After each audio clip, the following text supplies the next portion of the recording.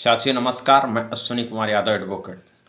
साथियों, वर्तमान समय में इस देश के अंदर नित्य नए दिन एक नई घटना सामने आती है और जो तरह तरह की छोटी छोटी भर्तियों में घोटाले हो रहे हैं, यह तो घोटाला तो हो ही रहा है, लेकिन वर्तमान समय में उत्तर प्रदेश की सरकार हो या केंद्र की सरकार हो, जो लोग ये कहते हैं सबका साथ सबका विकास, यह सबका साथ लेकर के ओबीसी एससी एसटी का विनाश कर रहे हैं। क्योंकि जो भारत में विश्वविद्यालयों की व्यवस्था है, यह जग जाहिर है कि किस प्रकार से भारत के विश्वविद्यालयों में ओबीसी एससी एसटी के जो प्रोफेसर हैं उनकी नियुक्तियां बहुत कम होती हैं। एक अभी सोशल मीडिया में केंद्रीय मंत्री श्रीमती अनुप्रिया पटेल का एक लेटर भी वायरल हुआ है कि वो केंद्र की प्रशंसा तो कर रही हैं, लेकिन उत्तर प्रदेश सरकार की आलोचना कर रही हैं कि एसपीजीआई में किस प्रकार से प्रोफेसर को घर भर्ती का घोटाला किया जा रहा है। ओबीसी के कैंडिडेट को सफिशिएंट नॉट फाउंड का करारते हुए सवर्णों को भर्ती किया जा रहा है और यह बहुत व्यापक पैमाने पर एक भारत देश में शिक्षा में घोटाला चल रहा है। एक तरफ नीट की एग्जाम को किस प्रकार से धांधली किया गया, कैंसिल कर दिया गया, नेट का एग्जाम हुआ वह भी कैंसिल होगा और ये सारे के सारे एनटीए ऑर्गेनाइज करता है। भारत में एनटीए गवर्नमेंट की एक ऐसी एजेंसी है अभी तक रही है कि उसकी पारदर्शिता रही है कि बड़ी ईमानदारी से बहुत अच्छा काम कर रही है। लेकिन ऐसा कौन सा कारण है कि एनटीए के द्वारा जितनी परीक्षाएं हुई उनमें से सबसे बड़ा घोटाला जो हुआ है नीट परीक्षा का हुआ है। साथियों, जो विश्वविद्यालयों में घोटाला हो रहा है, प्रोफेसरों का घोटाला तो हो ही रहा है, यहाँ तक यह देखा जा रहा है कि पीएचडी करने के लिए भी ओबीसी के लोगों को रोका जाने की कोशिश किया जा रहा है।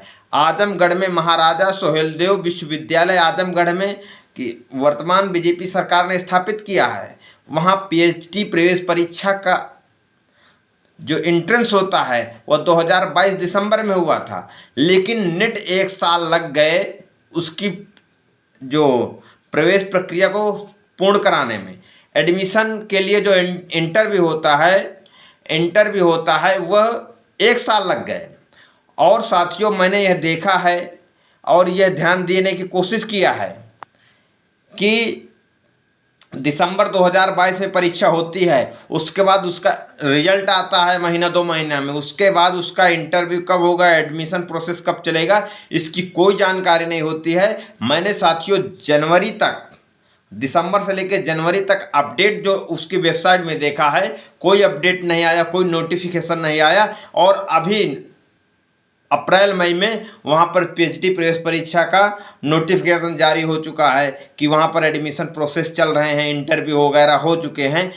किस प्रकार से अब इसकी एक विस्तृत जांच होनी चाहिए कि जो वहाँ पर नोटिफिकेशन अपने वेबसाइट में अपलोड किया है वह क्या दिसंबर के समय में ही अपलोड किया है, कि ऐसा तो नहीं है कि पेपर में दिसंबर के टाइम में प्रकाशित करा दिया हो, अपनी खाना पूर्ति कर लिया हो, लेकिन वेबसाइट में देर में लेट किया हो, जिससे लोगों को सूचना न मिल पाए और अपने मन मुताबिक पीएचडी की सीटों का घोटाला कर लिया जाए और अपने मन मुताबिक जिनसे पैसा लिया गया है अपने मन मुताबिक छात्रों को पीएचडी में प्रवेश करा दिया जाए। यदि ऐसा स्थिति में ऐसा विश्वविद्यालयों में हो रहा है तो क्या यह सरकार इसी के लिए अपने आप को प्रोपोगंडा करती है कि हम लोग सबका साथ सबका विकास कर रहे हैं?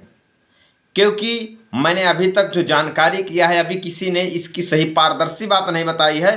महाराजा सोहेलदेव विश्वविद्यालय की पीएचडी प्रवेश परीक्षा में किस प्रकार से घोटाला करने की कोशिश की गई, मुझे खुद आज तक जानकारी नहीं मिली। एडमिट कार्ड जब जारी हुआ था तो व्हाट्सएप में मैसेज आया था कि आपका एडमिट कार्ड जारी हो गया, लेकिन उसके बाद कोई इन्होंने मैसेज नहीं भेजा। अगर एक साल बाद भी अगर आप प्रक्रिया में आ रहे हैं तो जितने लड़के क्वालिफाइड हैं, जितने छात्र क्वालिफाइड हैं, उनको मैसेज जाना चाहिए कि कब किसकी प्रवेश परीक्षा का परिणाम आया है, कब इंटरव्यू होना है। इसलिए साथियों, इस देश की शिक्षण व्यवस्था को सुधारने के लिए खास करके ओबीसी एससी एसटी के लोगों को सुधारने के लिए अहम कदम उठाने की ज़रूरत है। भारत की जो राष्ट्रपति हैं वह भी कोई ऐसी न्यायपालिका ऐसी कोई कड़े कदम नहीं उठा रहे हैं जिससे इस देश के शोषित वंचित समाज के लोगों को उच्च शिक्षण संस्थान में प्रवेश पा सकें, उच्च शिक्षण संस्थानों में नियुक्तियां पा सकें।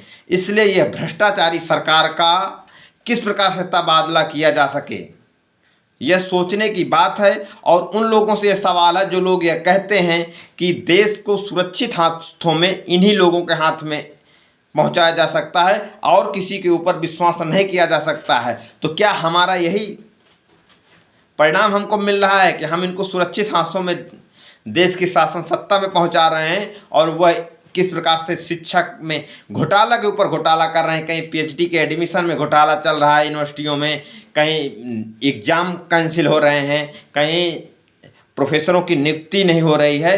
यह कैसा सामाजिक न्याय है भारतीय जनता पार्टी का। तो साथियों, सामाजिक न्याय पाने के लिए सभी लोगों को अपनी आवाज़ बुलंद करना पड़ेगा और ये बताना पड़ेगा और सवाल करना पड़ेगा इस सरकार से कि हमारे साथ कब कहाँ कैसे अन्याय हुआ। धन्यवाद साथियों।